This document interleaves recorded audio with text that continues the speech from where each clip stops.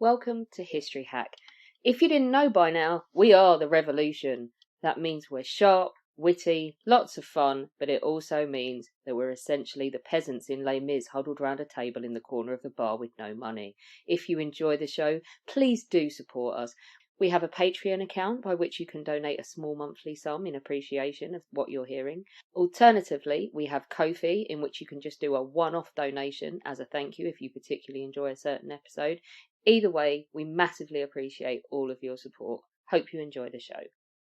Hello and welcome to oh, sorry, can I start again? Ignore that. My words completely fluffed up there. Right. Hello and welcome to another episode of History Hack. You've got Beth and Charlie with you today. It's been quite a while since we've done one of these together, isn't it, Charlie? How have you been? I'm very good. It's been far too long, Beth, and I'm very excited to be back with my history little sis for something that's a little out of both of our comfort zones today. A little bit. I mean, I think this is more my wheelhouse than your wheelhouse. But even then, that's just for my modern military historian head on. World War II is not necessarily where I always go, but I always enjoy a bit of a delve into it. Fantastic. Same here, especially in this house. We've got a fantastic guest with us today, Beth. Damien Lewis is a million-copy best-selling author and one of our most popular World War II historians. So I know that there's going to be a lot of people very excited right about now. Having worked as a war and conflict reporter for some of the world's major broadcasters, he's gone on to write several hugely successful titles, including The Ministry of Ungentlemanly Warfare, which is currently being brought to the big screen by none other than director Guy Ritchie. We're very, very excited about this.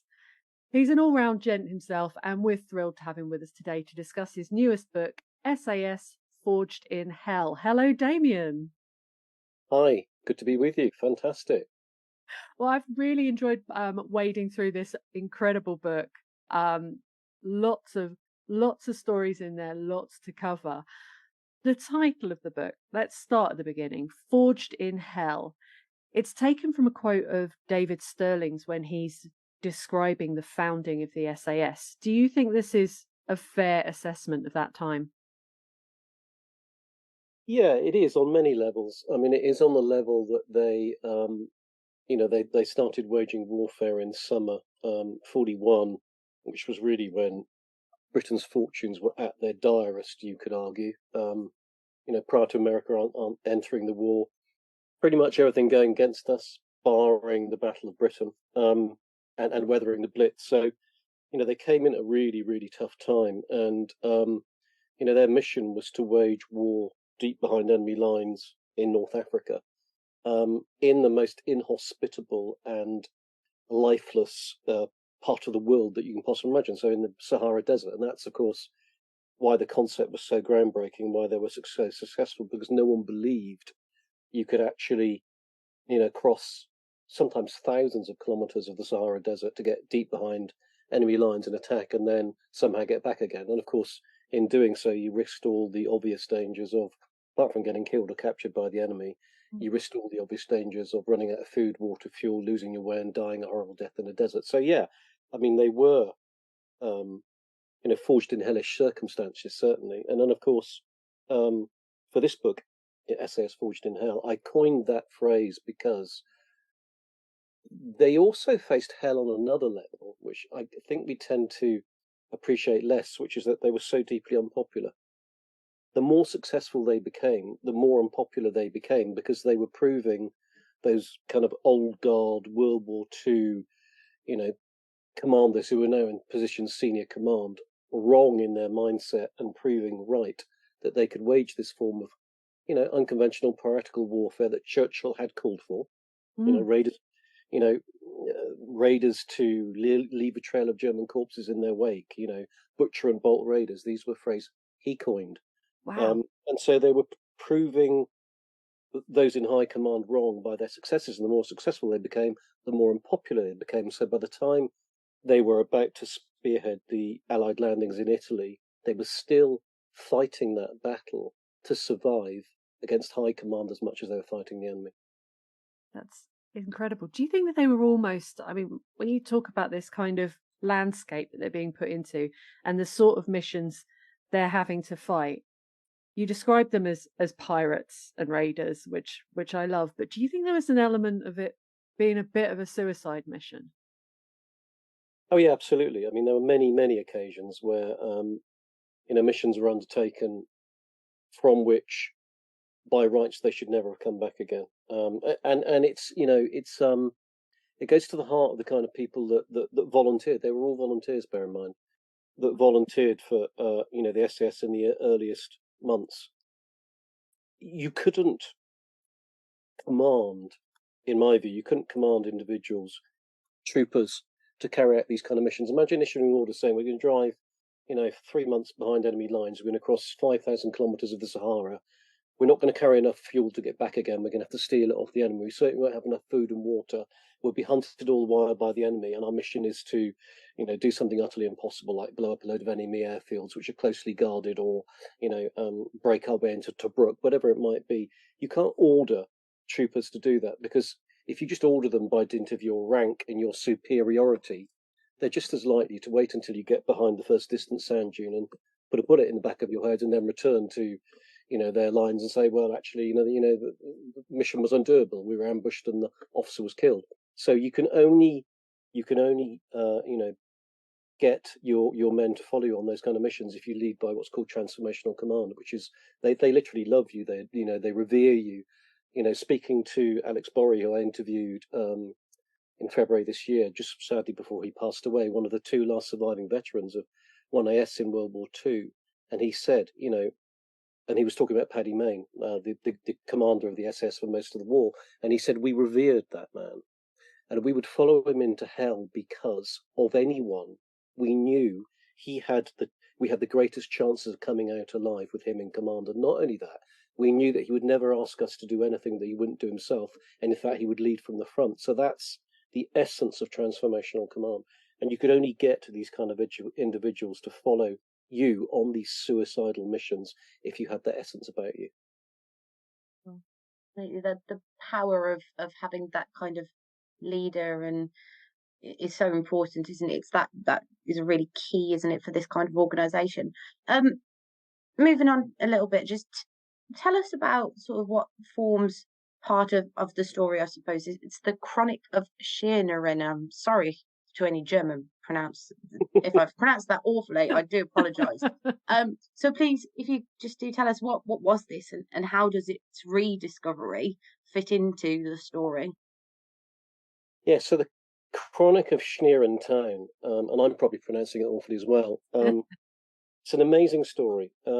So we're talking 1945, spring 45, and the SS are pushing into the fatherland itself, and they're at the vanguard of Allied troops using their jeeps to kind of thrust ahead and find ways through the German defences. And the German defences are, they're SS diehards, they're Hitler Youth, they're the Volkssturm, the German Home Guard, and they're fighting a suicidal rearguard battle. This is when Germany should have surrendered, and they hadn't done. So this is hellish. And they reach the outskirts of this town called Schnieren, and they're ambushed. And there's this bloody firefight in which the SS lose 4 killed and many injured. And it's one of their greatest losses in the push into Germany. So when they eventually take that town, Schnieren, from where all this resistance was orchestrated, they find in that town this massive leather-bound town, and it's the Chronic of Schnieren Town. Now, these chronics were given by Hitler to kind of like his chosen town people to keep a record of life under the glories of the Third Reich. That's really what they were for. So in your chronic, you would, it's like a scrapbook, and you include in there all the rallies and events and cultural things that happen in your townland during Hitler's rule. And so the SS find this massive leather-bound town, and they seize it. They carry it back to the UK, and then, of course, not shortly after that, in October 45, the SAS is disbanded.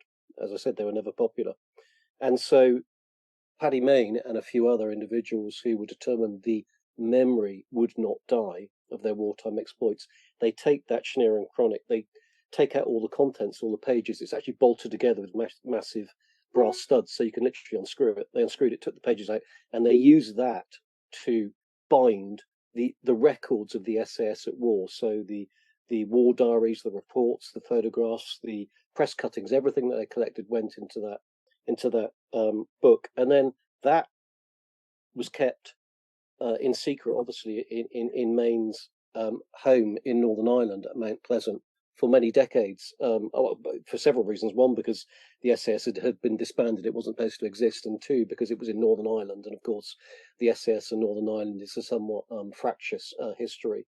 And then eventually it kind of came to the light of day when the family revealed it and donated it to the SAS Regimental Association. And it was by dint of an invitation from Mayne's niece, Fiona Mayne, to go to their home in Northern Ireland and look through all Mayne's war chests and this incredible memorabilia that he has over there, or he had over there, and that she kind of looks after and is the custodian of. It was that invitation 10 years ago which led me to start writing first SAS Brothers in Arms and now SAS Forged in Hell, these books that kind of fell out of all that contents. And one of the things she has, of course, in the family home, or had in the family home, was the original Das Chronic from Schneeren. So all the pages that had been taken out, just unbelievable, vibrant history. And so it's a study of that and a study of the copy of the war diary and various other things that I did there, which helped feed into this process. The foresight to keep those pages as well, rather than just to say, this is horrible Nazi stuff, and to burn it, to actually preserve that bit of history, that shows an awful lot of foresight, doesn't it? Really. Absolutely, yeah. I mean that they would bring out the what became known as the Paddy Mayne diary. That's what became known as, and then of course it became known as the SAS War Diary eventually. But for many decades it was known as the Paddy Mayne diary, and they'd bring it out like at Christmas celebrations or at birthdays. And they'd all gather round and they'd peruse it, and they'd be drinking and celebrating and reliving the old times. And yes, they kept very, very, very carefully all those pages from the original chronic with tissue paper separating these thick parchment pages, so they're all beautifully preserved. I'm trying to imagine the contents of Paddy Mayne's war chest. When you're working with limited remaining first-hand witnesses of these actual events, it's got to come with a certain amount of pros and cons. So finding this treasure trove, it must have felt like striking gold. Yeah, it's one of those moments that you rarely, if ever, come across as a historian, I have to say. I mean, actually, what happened was I had an email drop in via my website, from someone calling himself one of the keepers. And he said, we're the keepers of the legacy of Paddy Mayne. And he said, would you be willing to come over and look through this material and meet Mayne's niece? And so I jumped on a plane and went to Northern Ireland. But there was that moment when I walked in the door of the household and all this material was spread out in the living room, including Paddy Mayne's uniform. What? And, like the binoculars he stole off a German officer. And Mayne was renowned for going into war. The men said he went into war with a Bren gun, so a light machine gun on one shoulder, and a camera on the other. He was always taking photographs, and he was doing it for two reasons. One, it was a record of the SAS at war, but more importantly, it was to boost the morale. And then he would get the photographs developed at the next town that they stopped at, and he would distribute them around the men. It was this incredible morale boosting exercise. But in that war chest were not just scores and scores and scores of photographs, but original undeveloped rolls of photographic film and cine film. So you can imagine the kind of immense value that all that stuff gives to a historian, because as you say, there are at that stage there were two survivors from one SAS. There's a survivor still with us from later SAS operations and the SBS and from SOE, but very, very few. So, getting your hands on that absolutely firsthand, written at the time, the letters and the diaries is it's priceless, absolutely priceless. And I think those kind of very tangible things that you can have, as you say, like the photographs and so on, they do provide such a depth of knowledge, don't they? And do these contents, because obviously at the time, as you've mentioned, the SAS, they weren't particularly liked, and I'm sure there were many common misconceptions about them and who they were and what they did. Did the contents of that chest that you found, all of that wonderful equipment and his uniform and so on, did it dispel any of those sort of roguish heroes, theros, like thugs, raiders? Did it dispel any of those sort of ideals about them? Yeah, it's a great question, and you've kind of hit the nail on the head, really. So in that war chest, one of the things that struck me most of all, it's probably not what you would imagine, was the letters from the parents or brothers and sisters or grandparents of those who had been killed under Mayne's command or had gone missing in action. And it's letters written in response to what Mayne had written to them. And from the letter, you understand that he had written a heartfelt, detailed, personal account of how that soldier had served, what he'd meant to the unit, and how he had died. And in reading those, and then in finding some of Paddy Mayne's original letters, you start to understand that he was a man with an immense heart, an incredible solicitude for those under his command. And then you start to dig deeper and you start to realize that he was deeply troubled throughout the war. And yes, he drank far too much at times. And yes, he was occasionally, violent even towards his own men. But you start to dig into the reasons why, and you start to understand one of the things, if not the thing that tortured him more than anything else, if you can try and imagine it, was losing those he commanded, losing those individuals that he believed it was his duty to get through the war alive. And so that when one of them was killed or went missing in action or terribly wounded, he felt it as a personal failure himself and felt burdened by guilt and responsibility.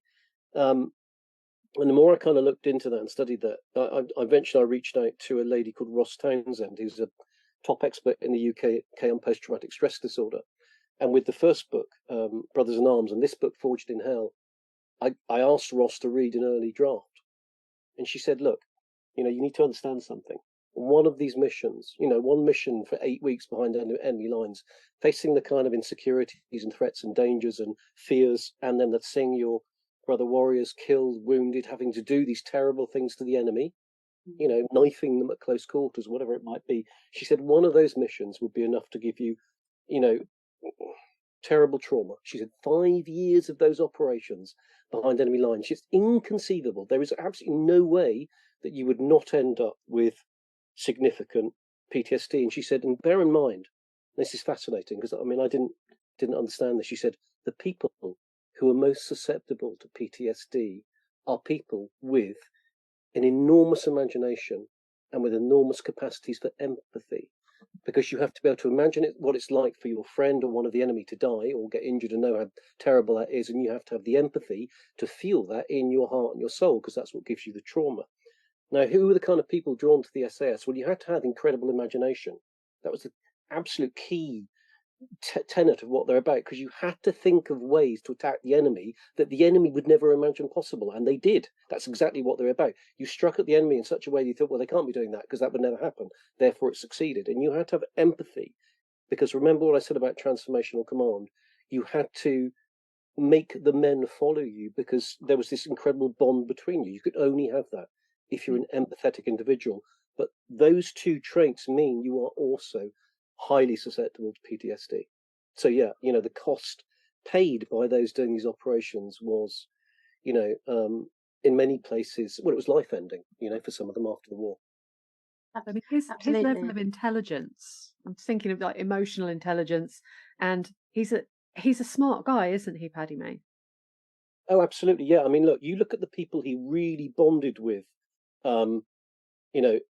during the war. So I'll just name a few of them. Malcolm Playdell, the SAS's first doctor, highly read, cultured individual, who actually initially was shocked that he'd actually joined this bunch of piratical, maverick warriors deep in the desert, but ended up coming to love them like his brothers. Oh gosh, his name's gone. The Belgian, come on. Oh gosh. We'll have to buy your book to find yeah. Yeah, no, but so many of and And Gunn, the guy who took over from Malcolm Plaidell as the medic, when Plaidell himself ended up suffering from terrible PTSD after the end of the desert operations, because he had failed to save so many of those who were injured that he was there to try and save. So Gunn, who took over, another, very, very highly educated, well-read individuals, Mayne and him became very, very close indeed. And those were the kind of people he was drawn to. And he was himself, a well-read, highly educated solicitor by trade. And so those were kind of traits that he and they shared in common, but at the same time he could relate to everybody under his command, and that was one of the alchemic kind of magical traits about the man. So after David Stirling gets captured in the January of 1943, Paddy Mayne now finds himself in charge of the unit. How do we know how he felt about having to take on that command at that time? Yeah, Bob Mello, that's the Belgium. Fantastic man, fantastic story. No, I mean when David Stirling was captured in February 43, Mayne did not want the mantle of command. Some people have greatness thrust upon them, others are born to it. The saying. Well, Mayne, he wasn't born to it. Certainly he was born to a reasonably affluent, but that was all family in Northern Ireland, and he had no craving for high command. What he craved was to be leading his men in the teeth of the action. That's where he came alive. But he realised in March 1943 that this was the chance their detractors were going to use to kill them off.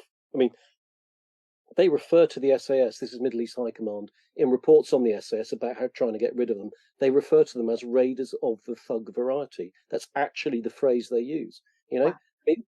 Bear in mind, this one unit, Rommel himself said, in his own diaries, they caused me more problems than any unit of comparable size. And he didn't just mean in terms of, cost his military machine, but he meant in terms of the morale. Mm-hmm. That the Italian and German troops lost, because if you could get hit any time, any place, anywhere, it's so morale destroying. But even despite all that, and despite the fact they destroyed more warplanes on the ground than the RAF did in the air in North Africa during the same time, all these things, they were deeply unpopular. And Mayne knew that the argument was being made in high command, well, yes, that kind of warfare was fine in the desert, of course, where there are these wide open spaces and you can maraud across the Sahara, but we're moving into Europe and that will be a much more gentlemanly form of warfare, and there's no room for you there. He knew those arguments were being made, so he knew if he didn't grasp the nettle and take command and lead them into Europe and find a purpose for them in Europe, then that would be the end of the regiment. I find that interesting when you say it's like that change where it's acceptable in the desert, but it's not in Europe. I think that's just a fascinating sort of way to the SAS have been their actions, I suppose, have sort of been interpreted as what is acceptable and what isn't acceptable. Yeah, absolutely. It was fine when it was out of sight and out of mind in North Africa, but if you're going to take it into Italy or France or heaven forbid close to Britain's shores, because of course after Europe the SS were brought back to the UK to train for D-Day. So when you're going to start operating in close proximity to regular military units, we can't have you doing the kind of things you've been doing in North Africa. Not wearing proper uniform, not saluting your officers. I mean, no apparent discipline that we can see, because the discipline was self-discipline. You didn't need discipline in the SAS, because all that would happen is if you messed up or stepped out of line, you'd be returned to unit. It was called RTUing. And that was the greatest threat that anybody faced, because to be withdrawn from this brotherhood, from this elite, was the thing you most feared, more than anything else. And so all they needed in terms of that system of self-discipline was the threat of RTU. But it was such an unusual and groundbreaking way of running a military outfit that it just didn't sit well with many on high command. Churchill was always, their greatest protector and their greatest fan, of course. But he had a lot to do and a lot on his mind. He couldn't always be there to watch their back. Yeah, absolutely. So obviously, let's move into some of the the historical content for the book. So Forged in Hell is centered around the campaign that's fought in the summer of 1943. What were the company's objectives, and how was Paddy Mayne's leadership? How did it affect the campaign? Would it have been maybe slightly different if Sterling had done it instead? Well, Mayne had to argue for a role for the SAS. So bear in mind, this is in preparation for Operation Husky, the first Allied landings in Europe. The soft underbelly of Europe, as Churchill and Roosevelt called it. And the biggest amphibious operation to date, and of a scope to rival almost the D-Day landings. So Mayne had to find a role for the SAS within that, and of course the role that they were given was to be the very tip of the spear. So what did that mean? It meant that the Sicily landings, which would open the campaign, there were a group of very heavy shore guns on the Pig's Head Peninsula. It translates into English. So on the southern tip of Sicily, and if those guns weren't taken out, obviously the invasion fleet could be seen and blown out of the water, and it would be catastrophic. The landings might even fail. So someone had to get ashore, and these were gun emplacements encased in concrete. You couldn't bomb them from the air. The RAF had tried, and they got nowhere. Someone had to get ashore, seize the guns, and actually blow them up, using demolition charges. And so that's what Mayne argued the SAS were perfectly suited for. In a sense, it wasn't a typical SAS operation. In fact, it wasn't at all, because of course, SAS typically, they struck in small bands, a few dozen strong at the most.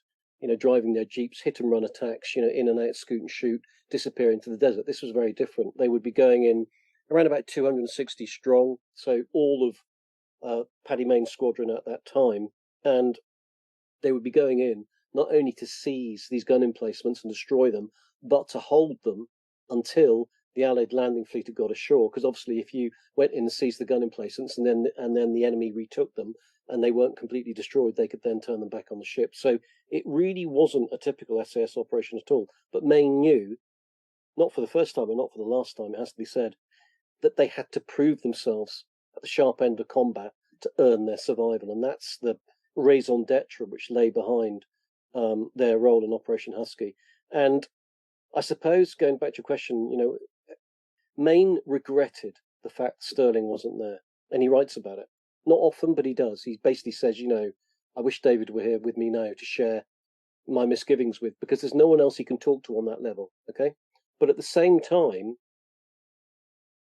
so during that period from March to July, when they're training in North Africa, a lot of new recruits, but a lot of the old guard as well, Mayne becomes quite unpopular on one level, and he becomes quite unpopular because he drives the men to such an extent. He gets the nickname the Red Queen from Alice in Wonderland. He is literally he's driving them repeatedly on these incredible forced marches, to the extent that at times he's getting to take Benny's Benzodrine, the speed, basically, which is the drug, the pet pill that the British developed when they discovered the Germans were using something similar. And he's making them do these kind of crazed forced marches time and again, so that it becomes a pointless exercise seemingly. But he's doing it for a very specific reason, and they realise this after the assault on the Pig's Head Peninsula. Because bear in mind, they're going in outnumbered 50-1 to attack heavily defended gun emplacements, which will involve scaling near vertical cliffs, laden down with all their weaponry at night. And the weaponry includes, up to mortars. So they're carrying mortars and mortar shells. The stakes involved and the odds against them are so incredibly high that Mayne understood, unless they were trained above and beyond what they had ever been trained before, unless their fitness and their esprit de corps was such that it had never been achieved before, they risked failure. And failure at that stage not only risked the invasion fleet, but it risked the survival of the SS itself. And so he pushed them to the limits and beyond. And he did that for one other reason as well. It's fascinating to read the war diaries at the time. Incredible. Dozens of men were returned dozens of these trainees were returned to unit. Even on the day of setting sail for the invasion, a guy's returned to unit. So that's literally, he's getting ready to sail, he does something wrong, he's returned to unit. And the reason being, Mayne viewed it thus. He thought, okay, if a man is not up to task, one, I risk losing him in combat. But much more importantly, I risk losing the lives of those others on his shoulder if he fails to perform properly in battle. And so that relentless driving priority that Mayne had during those long months of training in North Africa, it made him really quite unpopular for a while with the men. But as soon as they set ashore in southern Italy and realised what they were saddled with, they all appreciated what he'd really been about. And I think that's only something he could have brought to the party. Mm. It's just incredible. How long were they training, waiting for sort of going on the mission? So they started in March, and the mission was July. So, and bear in mind, during all that period, they didn't know what the target was. Of course, Yeah. Mayne knew, but no one else knew. Obviously, for security reasons. Even when they set sail on the Ulster Monarch, this converted car ferry, which was the landing ship, they still didn't know what the target was. To the extent that the commander of the demolition crew, a chap called Deakins, he only realised what he was being sent in to blow up when halfway through that journey he was given surveillance photos of the guns themselves, and he was like, all right, so I'm going there to blow up some guns. Still didn't know where. So they were training for a mission which they surmised was somewhere in Europe, and it had to be a landing because they were repeatedly practicing landing by craft and cliff climbs, but they had no idea what the objective was. So it was only when the objective became clear and when they started fighting their way onto Italy's shores that they understood why they had been put through what they'd been put through. In terms of targets to go and attack, great big guns is probably not high on the list of things that you really want to be attacking. No, and what made it infinitely worse was that the night of the attack, sod's law, a terrible storm blew up, and so they had to go in their landing craft in these the weather was so bad. This gives you an idea of how terrible it was. When they assaulted the first gun emplacement, the Italian commander called the German commander in the next stronghold and said, we're being attacked by British paratroopers, come to our aid. And the Germans' response was, impossible in these weather conditions.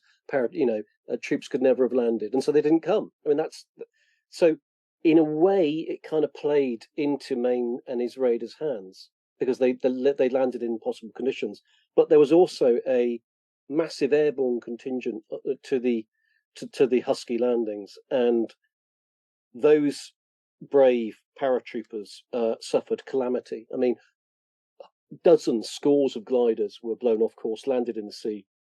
Hundreds of paratroopers drowned. And in fact, when Mayne and his SAS were driving to the beaches on their landing craft, they were passing, they encountered these gliders, sinking beneath the waves. And they encountered men, paratroopers crying out for help, and there was little they could do because, of course, their own craft are overloaded. And if they stopped to help these stricken individuals, then they were endangering the whole invasion fleet. So, really high stakes stuff. And the fact that they got ashore and they pulled it off was, really quite extraordinary. And it is a testament to their training and the fact that Mayne insisted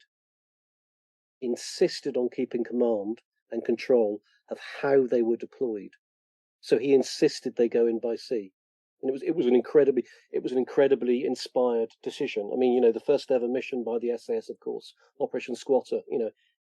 18 months or more before, they'd flown into the North Africa desert, parachuted in, a terrible storm had blown up, and 60-something had deployed, and only 22 made it back again. So he knew from experience how badly airborne operations could go wrong. I mean, this is a huge moment, isn't it? I mean, when I was reading this in the book, it really shocked me, the idea that you are going to do a mission and you come across another company, and it's pretty much an entire company, right? Mm-hmm. And they haven't even landed. Mm-hmm. It's terrible. It's an awful accident.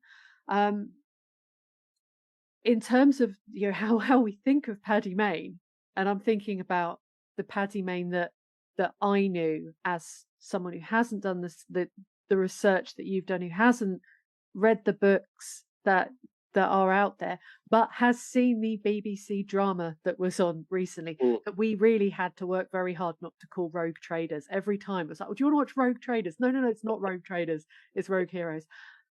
I mean, it's got to be such a source of frustration when you're trying to tell his story, when you can see how effective he is as a leader based on this poor company that his men are having to come across. How does this sort of affect telling his story and, you know, getting across that he's an incredible commander? Well, you could argue it's an uphill struggle because there has been an impression given of him that he was a madman and a drunken berserker.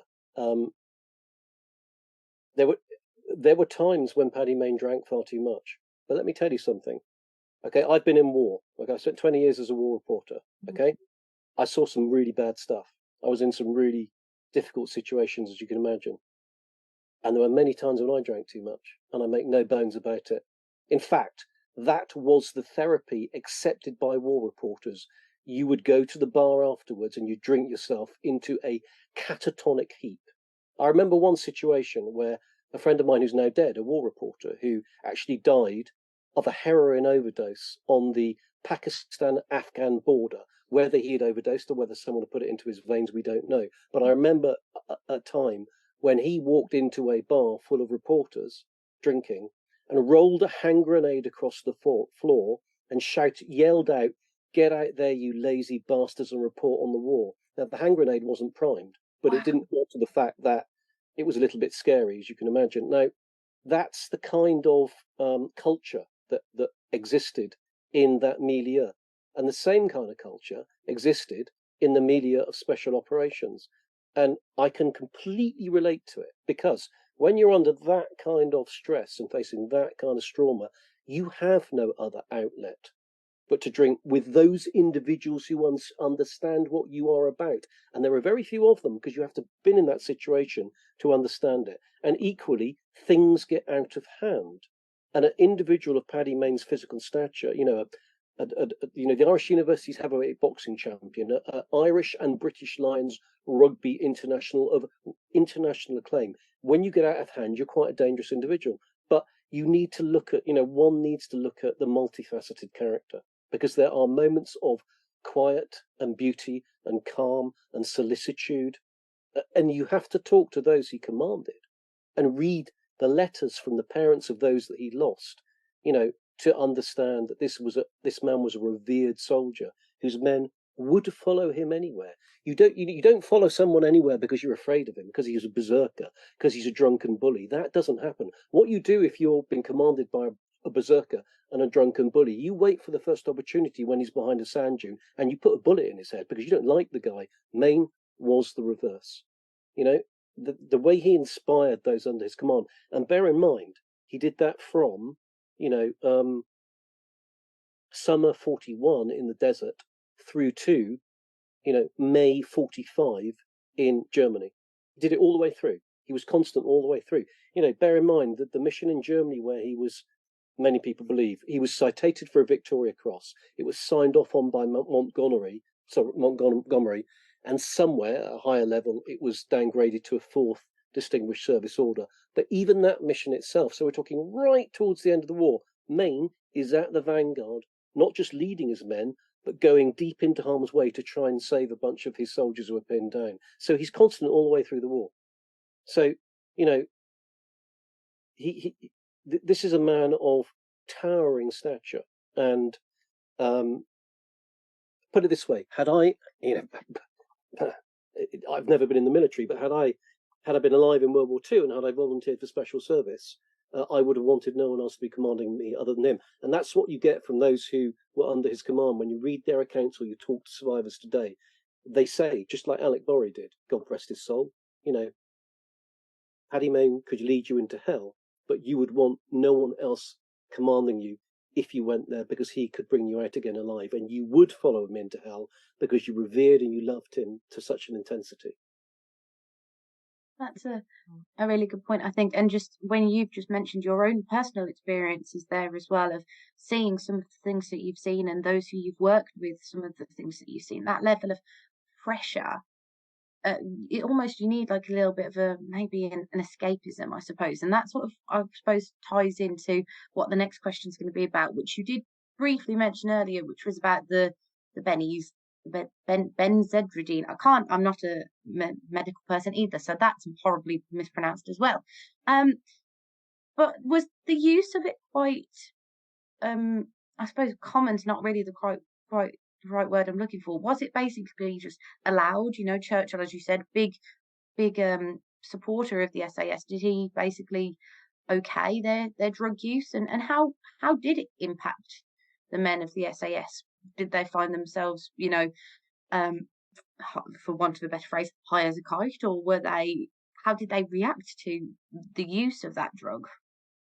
Yeah, so benzedrine was adopted by kind of elite units, commandos, SAS, SBS, because a German plane was shot down over Britain, and they found in there the German pet pill, the chemical that the Germans had perfected. Now, this was something that they'd actually perfected before the war, and it's actually methamphetamine, so it's really serious stuff, right?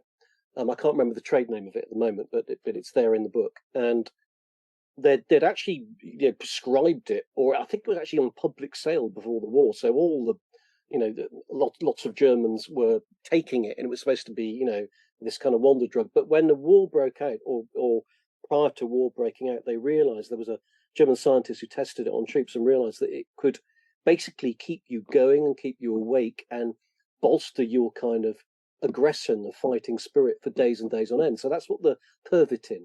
That's what it's called in Germany, Pervitin. Okay, and those pills were found on a downed Luftwaffe aircrew. And so, in response to that, Churchill said, "Well, we need to come up with something ourselves," and that led to the adoption of benzedrine, bennies, as they were well known, for elite forces. And what effect did it have on you? Well, the main effect it had on you was, if you can imagine, a kind of buzz, a speed that just keeps you going for far longer than you would be able to continue otherwise. So you used it on false marches to escape from the enemy.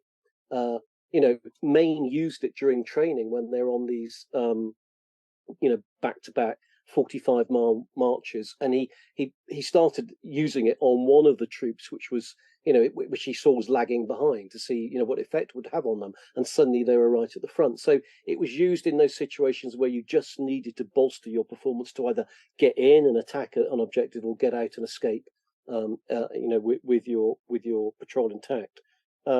And yeah, it was used extensively throughout the war, and it was used extensively by these kind of units. I've written other books where the guys are dosed up on benzedrine before where the officer actually stands there and says, "Right, all of you take your pill. We're going to go and attack in 2 hours' time. We need to be on our toes." It was absolutely accepted. But if you talk to medical experts about the long-term effect of using it, the long-term effect of using it is not good, because it feeds into trauma.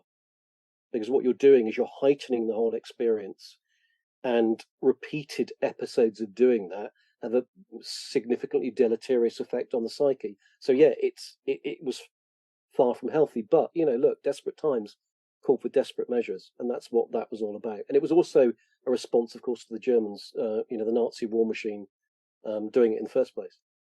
I think it may have been, if it wasn't Benny's, it was definitely something similar, that MGM had Judy Garland and all the sort of child stars on to keep them dancing and singing. Wouldn't be surprised at all. Absolutely, yeah. And pep to keep them going. Yeah. Actually, that then does lead into something that, I can't let you go without asking about this, Damien.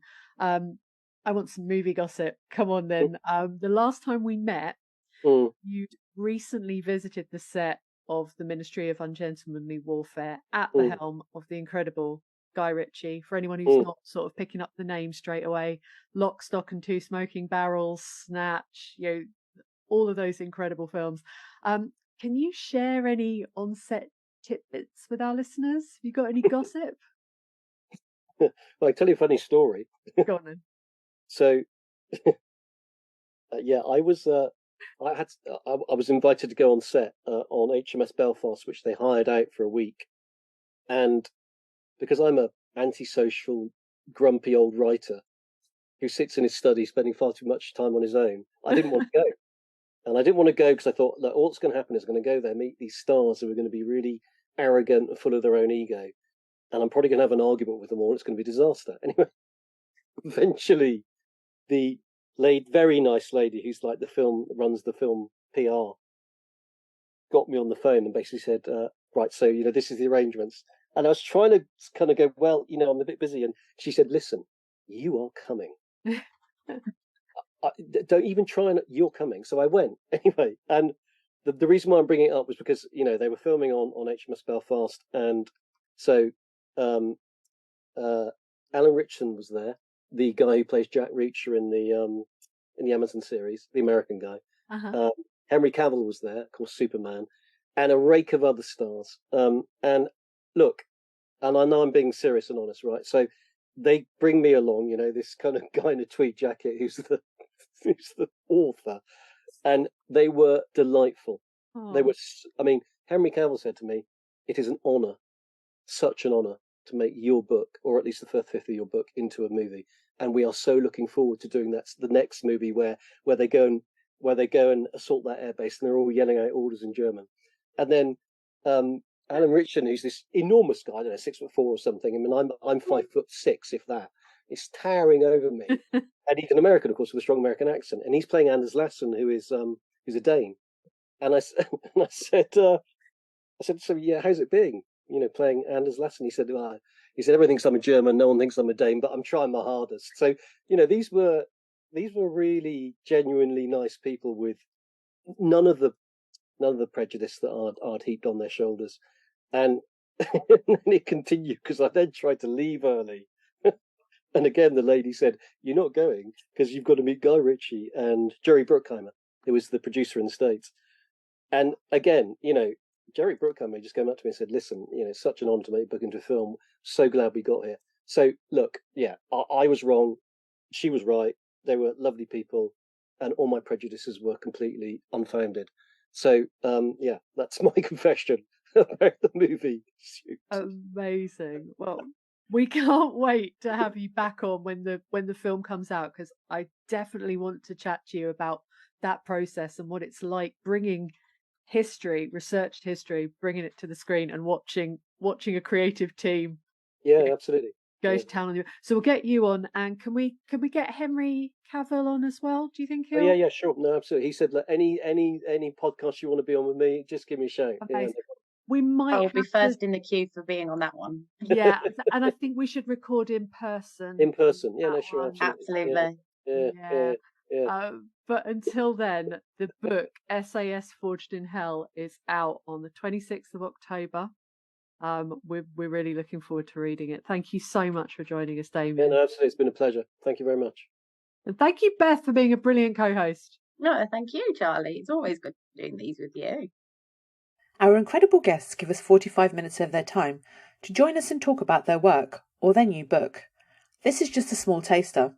As a result, we have launched our very own bookshop on bookshop.org, where you can find our guests' latest books, you can support them, and you can support us on History Hack.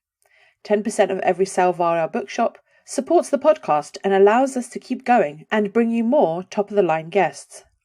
You can find our bookshop at bookshop.org/shop/historyhack, or search for us in the shop section. Thank you so much for your continued support. We really appreciate our listeners and supporters. So make sure you get down to the bookshop and grab yourselves a new book.